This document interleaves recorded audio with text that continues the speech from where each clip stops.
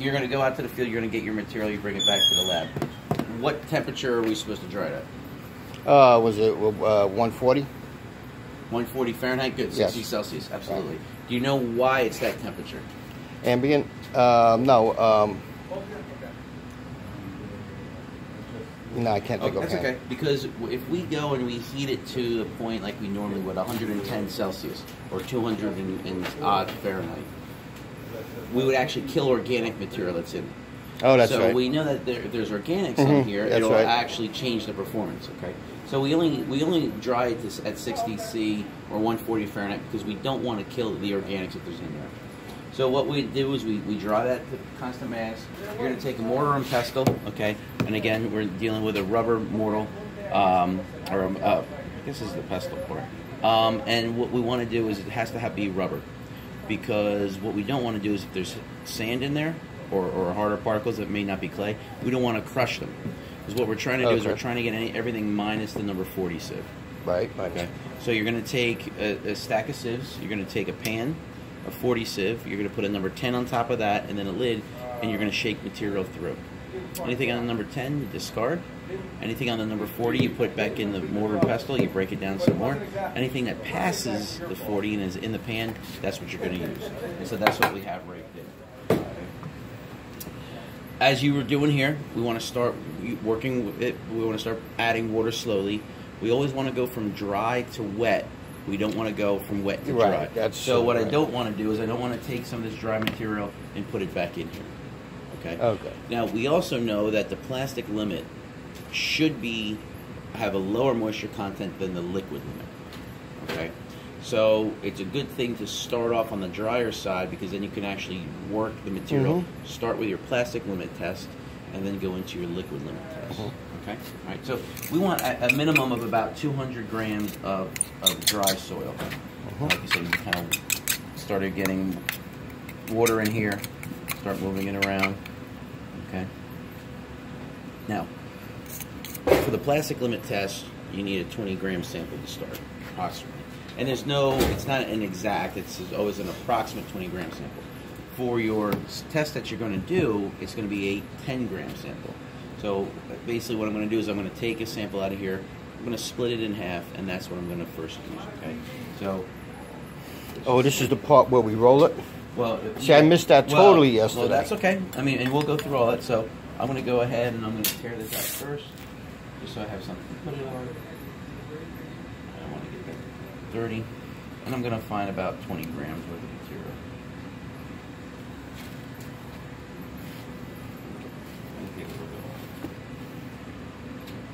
Right. 20 grams. Yeah, so it's about 20 grams. So what I'm also going to do now is I'm going to take that 20 grams and I'm going to take off about a 10-gram sample. Okay. So take half off. Yep. And so each one of these, basically, what I want to do is I now want to roll it into like a football or an ellipse. Okay. Okay. So that's going to be sample B or sample A, whatever I want to do. We want to do a minimum of 3. So I would basically do that again. I would take another sample. Minimum of 3. Yep. Now that I'll be able to tell you during the exam, right? Yes. Yeah. Okay. All right. So we have our plate. Okay, and this is the plate that we're going to use for the plastic limit. Now this plate has 2 sides, okay? It has this frosted side that's a little rough, and it has the glossy side.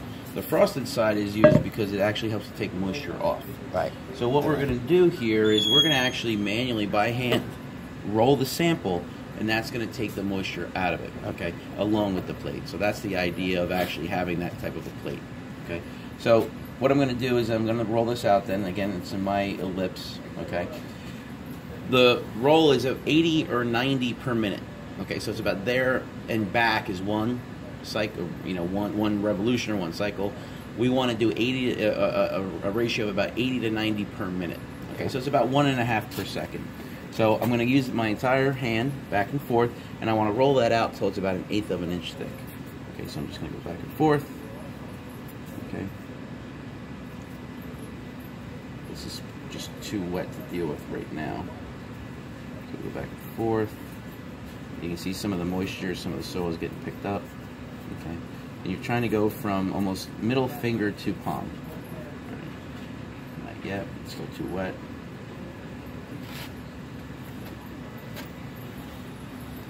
It's about 10 grams or something. 10 grams, yep.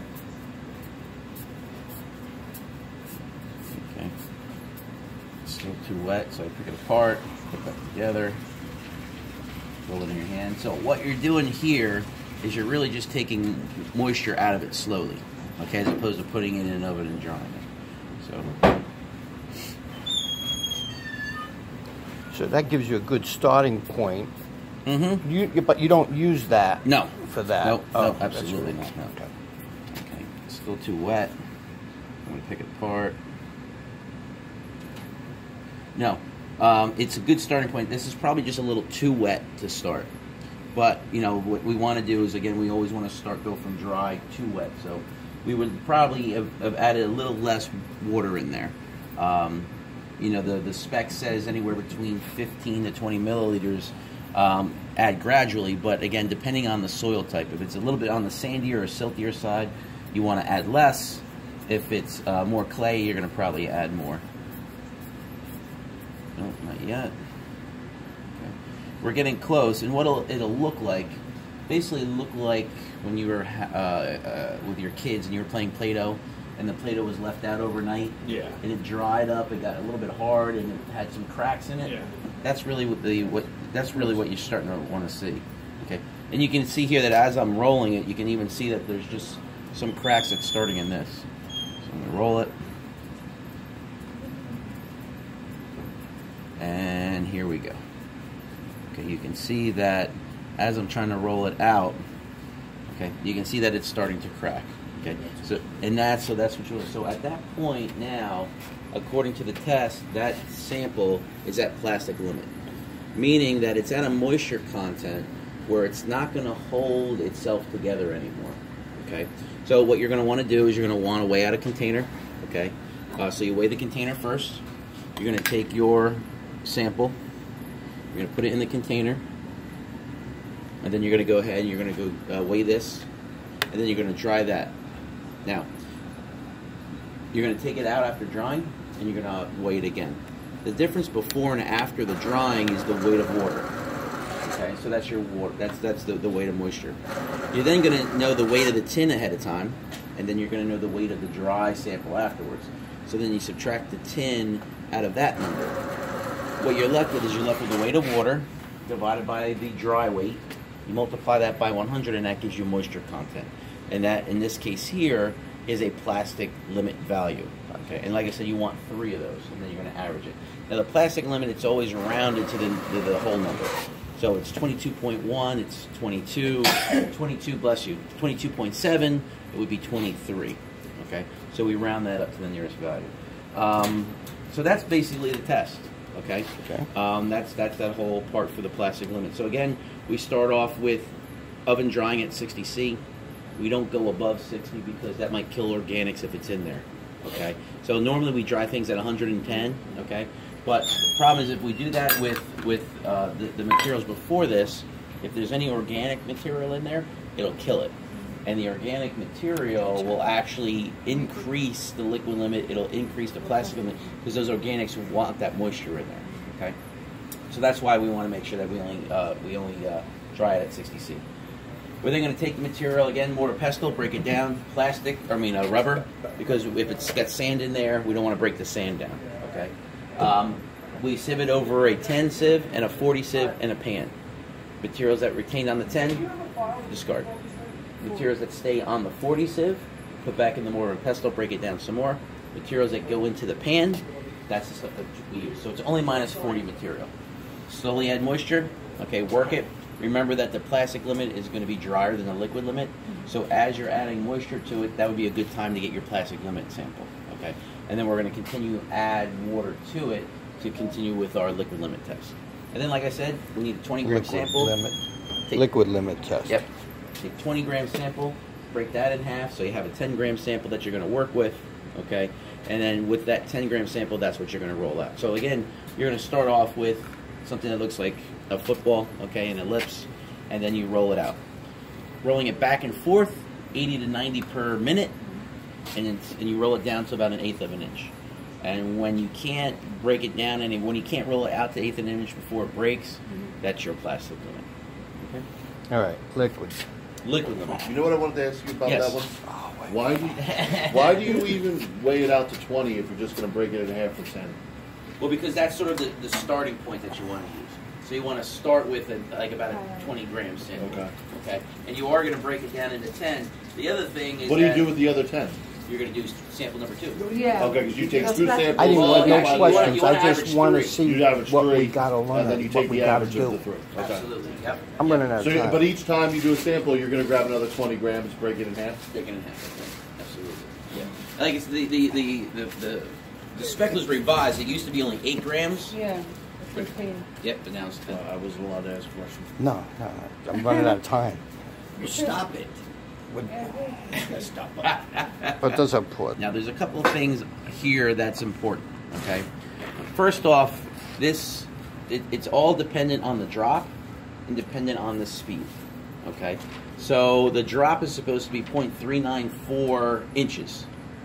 All right, it's very weird and odd. Right? Yeah, or some odd centimeters, okay? Your grooving tool will have the correct height. Okay, so the height of this grooving tool here, this is actually square, so it's the same in either way.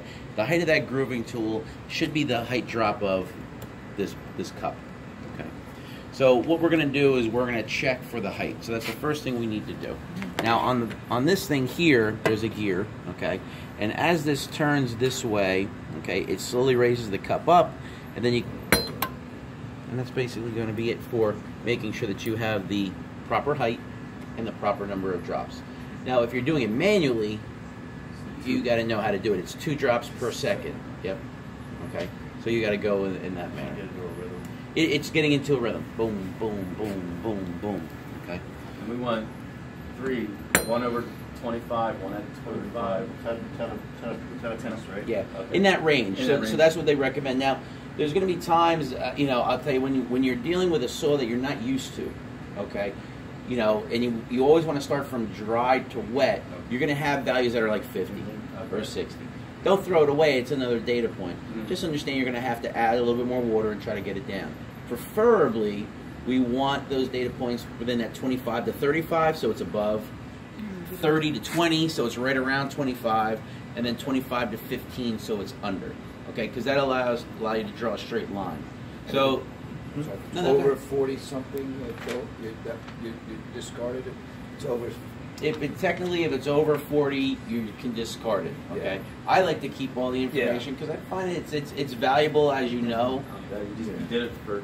Yeah. Why throw it out? Why throw it out? Yeah. Absolutely. Okay. But because it's important to get as straight of a line as possible around that 25 mark, they want it in those ranges. Okay. But to me, data is data. I actually like more data than not enough.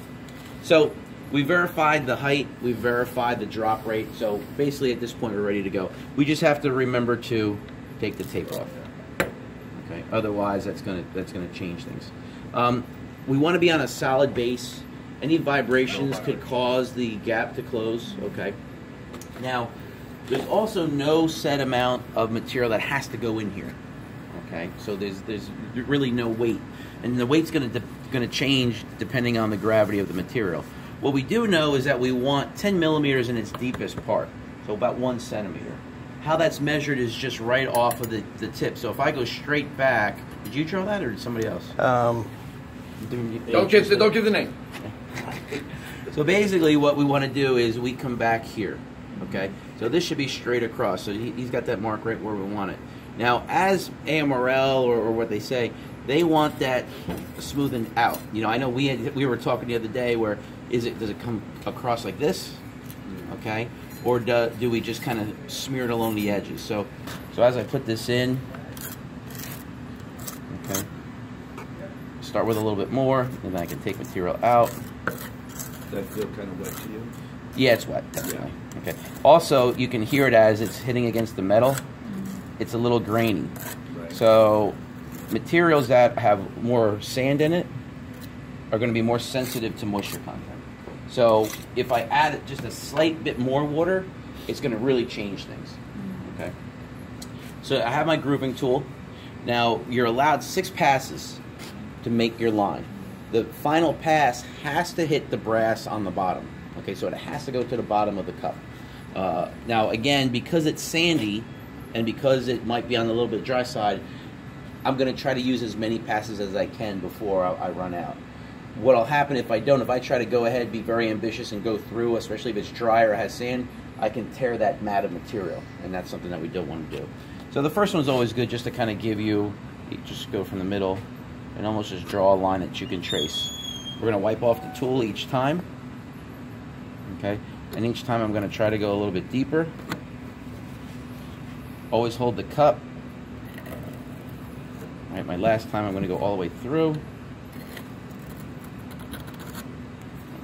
And there I am. So I have my line cut in, okay, my groove. It's not torn, okay, which is important. I don't want to tear anything. All I want to do is I want to make sure that I am all the way to the bottom of the cup. And now in this case, because it's automated, I'm going to make sure that my counter goes back to 0. And we want to go ahead and allow that to drop until that gap closes. Now the thickness of the gap should be a ½ inch, and that again is on the grooving tool. So it's right here.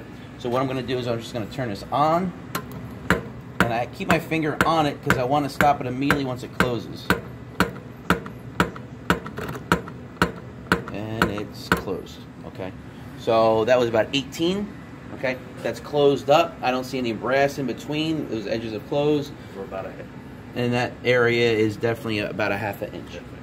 Okay, all right. So as soon as I don't see any more brass or the bottom of the cup, that's it. We shut it off. Okay.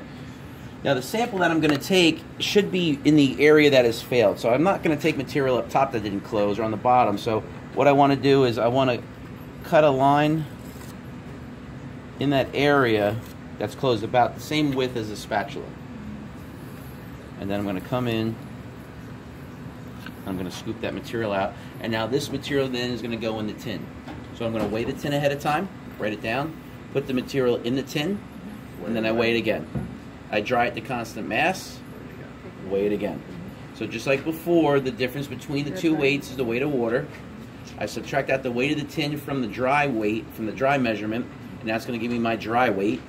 And then moisture divided by dry mass equals moisture content. And like we were talking about before, we want a range of 25 to 35. So we should have blows that are higher than 25. Anywhere between 30 to 20, so as close to 25 as possible. And then 25 to 15. And like I said, I wouldn't throw out any information. Although the book tells you, the spec tells you if it's over 40, you can discard it. I like to keep it all anyway and then use all that information. Okay. Now, once we're done, again, this would go in my container. So this I'm going to go ahead and I'm going to weigh. Anything else in here, I'm going to take out. I'm going to put it back into my bowl. And I'm going to add just a little bit more water to this sample. Okay, and then I go ahead and I remix it and I go through the whole process again. Again, understanding that depending on the soil type, some material I'm going to have to add more water, some I'm going to have to add a lot less, okay? If this was a real clay material, if I even squirted it with a little bit of water and went back in, I might get the same value or even just slightly higher, you know? So you're going to have to make sure that... Are you keeping a note of how much water you put in? Well, you can. can. Well, you can. It's solely up to you on how you want to do it. Some people just eyeball it and they just use the squirt bottle. Okay, as long as they're adding more water.